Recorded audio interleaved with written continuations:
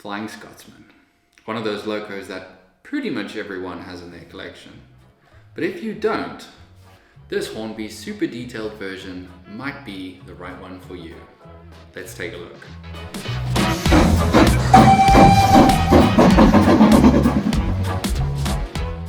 Hey guys, welcome back to Proper Chuffed.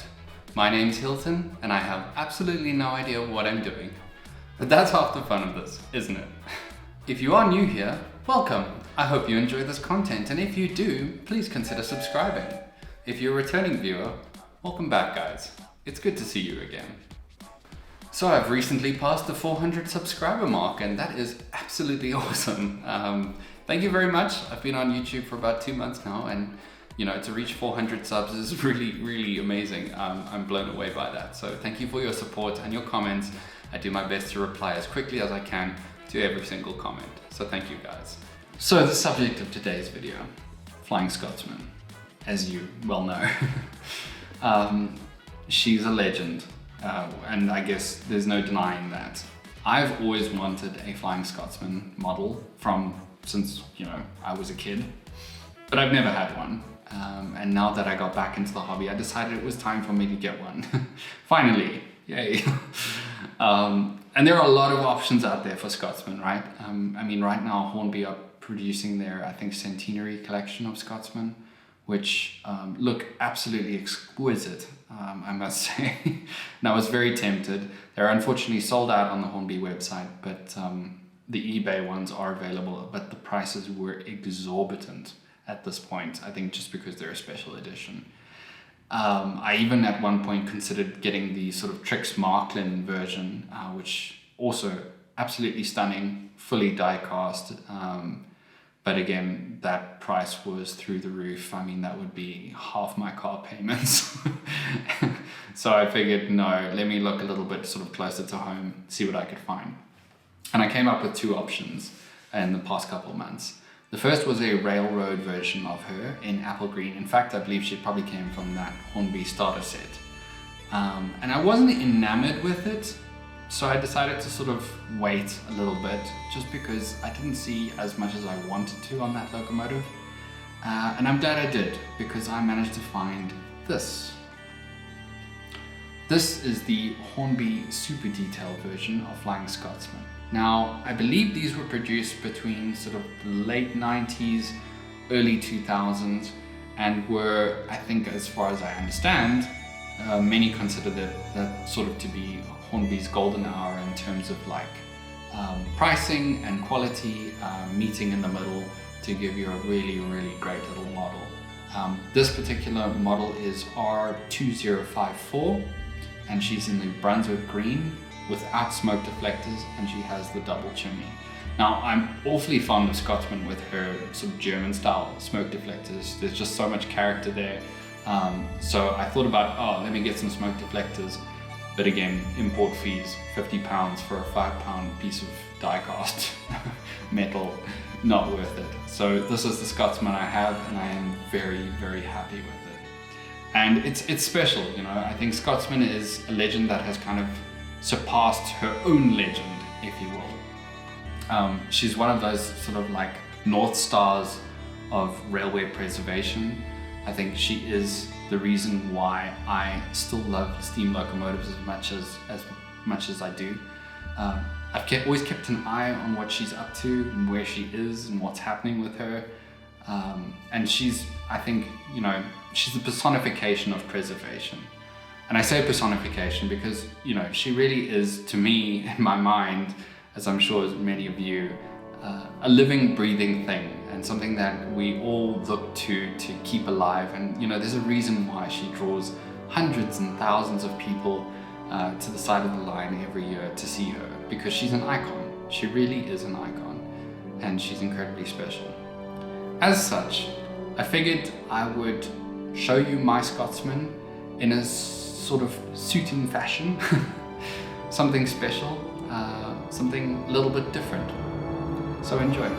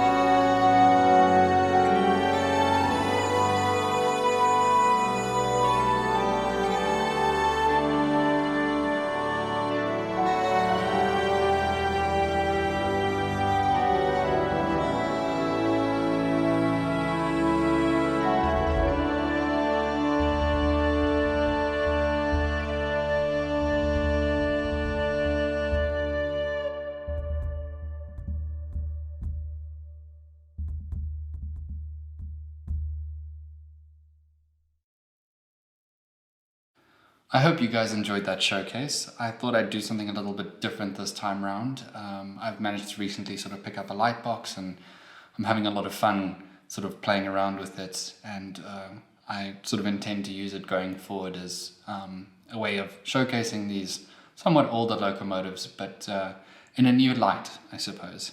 Anyways, here's our Flying Scotsman in Brunswick green. As you can see, she's got this sort of orange banding across her, which I think looks quite handsome actually compared to the LNER apple green. Not saying that's a bad color or anything, but it is just different and I like that. But yeah, there's a lot of detail on her actually.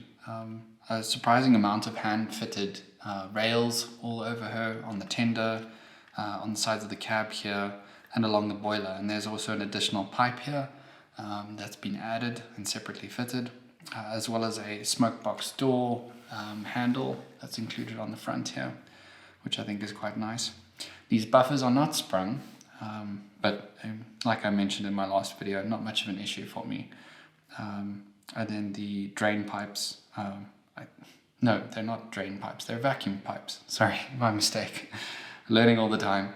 Vacuum pipes on the front and rear.